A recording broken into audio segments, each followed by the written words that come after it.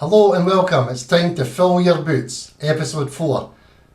Like the video, subscribe to the channel and turn on your notifications because we're going to be doing a lot more videos like this. Alright, so we're going to charge on right away.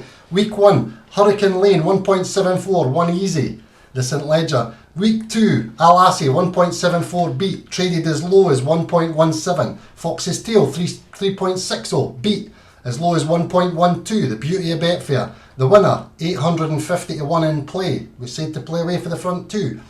Next to game week, Coribus, 3.3, beat. Low price, 1.01, happy days. Mascala, 3.46, beat. Got there but just tied up. The winner, 950 to 1 in play. Another one that we said, away for the front two. And Mark Johnston got the winner, but we thought he would have ran an Austrian Theory, but he never. So we were a wee bit out there, but Mark Johnston still got the winner. We were on the right track. So, looking at this week, there's 2 races that I would probably go with the front of the market. Because the races haven't tied up yet, and there's a lot of non-runners to come up, we've got probably the 13.45 at Newmarket, which is race 2. We'd probably want to put this favourite up as a strong favourite for the day. And in another race, we'd probably want to go in the 3.50 at Ascot, race 5, another strong one where we think favourite will go very well. We're probably going to change the videos so that maybe we do a Saturday morning so we can grab some of the Australian races as well, because these have been pretty successful for us when we've been telling you exactly where we want to play.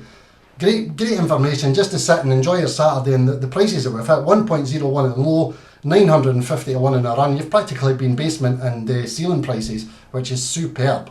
And the portfolio is going quite well. We added the trading last week, but we put that in and it actually threw up a lot of trades. So some of the guys said it was a wee bit too busy for them. So what we're going to do is we're going to put that back to a wee bit more selective trades that are going to be running in the personal updates. Because the personal updates have been going really well, and it's another service that you can be the boss and you can become the bookie. So I'm just going to show you one of the ones that we're going to add this week, which is absolutely solid. And it's, if you're playing the VIP, you've got to learn how to do it properly, because if you're just guessing at your games and things like that, do it properly, follow the procedure. There's 3 methods in there that you can make money every week. And I'm going to put in another 500 into the Betfair account, and we're going to play it for 5 a point. So it's going to be dead simple, and we're going to just have a quick look at the screen to see how it's performed so that you can see what we're trying to do. As you can see, there's the chart, looking great. 57.7 points in front, and that's because we've been patient, we've been disciplined, and we're following the 3 methods to a T. We're not trying to squeeze other games in, we're trying to do them spot on. So you can see there, we're going to try and multiply that 57.7 by 5. So we're looking for about 285 points in the next 6 weeks. That'll be our target. We're not going to try and do anything stupid. We're going to try and do and follow this chart so that we can try and get to that point there and stay on the trend line.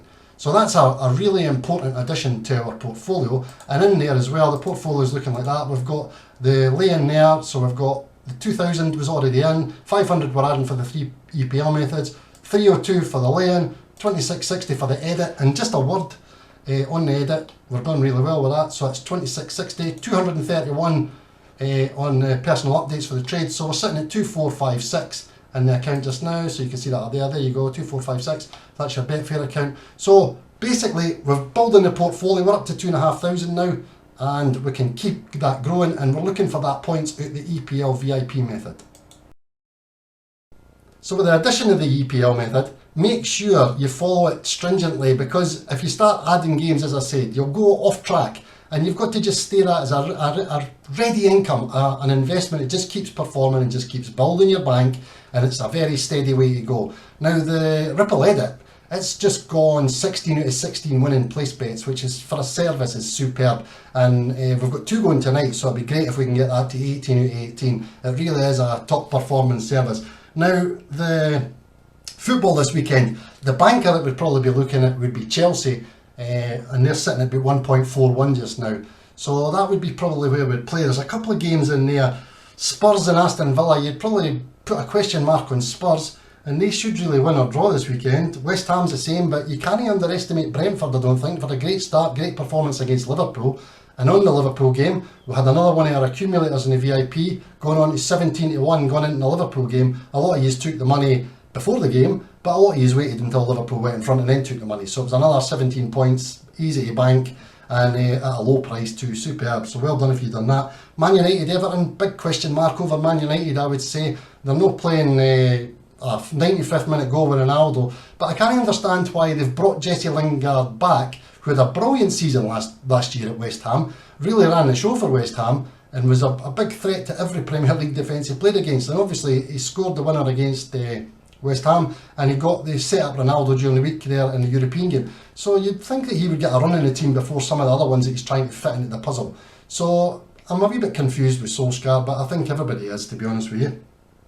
The games that I would probably play would be Chelsea as the banker, and Burnley with a draw, and Wolves in a draw. Two teams that are no in great form, but should get a performance this weekend. I'd get them some points at last, and we'd probably keep the draw on our side, which is always good. I told you last week there's always a draw for the bookie. Brentford 3-3, what a result that was. And there was another couple in there draws, and you've really got to keep that draw on your side if you want to get your accumulators turning you into money. So that's another look at the football for the weekend. And the money mark for the Australian racing is just on fire just now. 73 points last Saturday at Rose Hill, and on Wednesday at Randwick 42 points. 115 points profit is just crazy. And you can sit and play that as you want, stop when you get in front.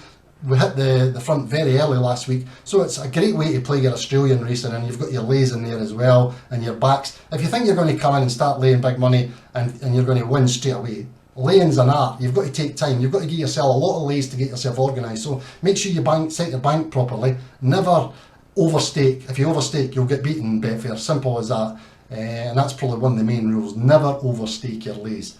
So that's another good pointer for you. Well, just a quick one on jockeys in the UK. There's been a thing going round about the jockeys, and there was a wee bit grief for Tom Marquand, Aussie Tom. He's a great jockey, but he's more of a hard-working jockey where he's got to put his effort into the races. Whereas you get Oyton Murphy, William Buick, Holly Doyle, they're a wee bit more natural and they'll get the horse to win for them, whereas Tom has to ride his horses to win for him. You've got another couple in there that have been a wee bit flattered to deceive this year. James Doyle, Jack Mitchell.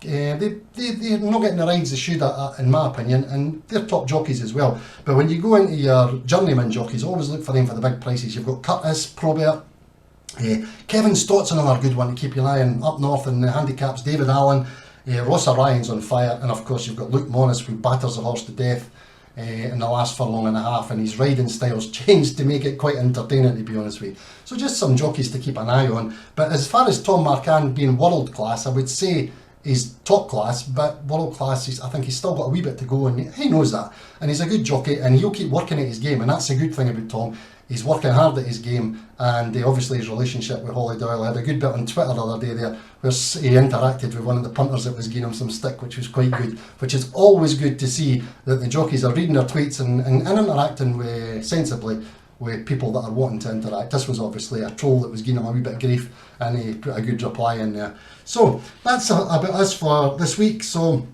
we want to just make sure you're on all the services. Our portfolio is going to go again this week, and we're going to be doing probably a Saturday morning. That'll catch the Australian racing and the UK racing, and that'll put another weekly service in for us as well. Any questions, just send me an email. I'm at the other end of the email. Any service you're on. If you're not winning, come back to me, tell me, because I'll show you what you're doing wrong, or I can tell you where you're going wrong with your staking. Alright? So remember, it's your money, it's my money, it's everybody's money. Have respect for Betfair, as well as the losers and the winners, and we'll speak to you in the next video.